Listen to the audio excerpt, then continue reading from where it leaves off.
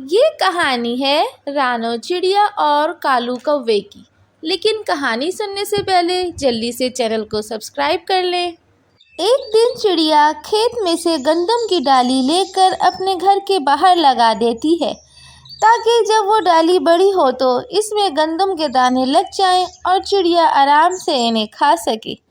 जब गंदम की डाली में दाने लगना शुरू होते हैं तो एक चालाक कौवा वहां आ जाता है। कौवा गंदम के दानों को देखकर खुश हो जाता है और सोचता है कि ये दाने वो खुद खा लेगा। वह अपनी मेहनत से डाली की हिफाजत करती है। लेकिन कौवा इस मौके की तलाश में रहता है कि कब चिड़िया गाफिल हो और वो दाने चुरा ले।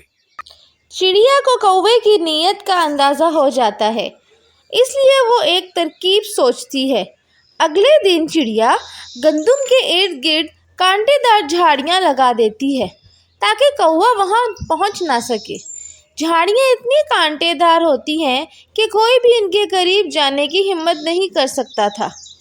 कौवा जब दोबारा आता है और गंदम के दाने खाने की कोशिश करता है तो वो उन कांटों में फंस जाता है।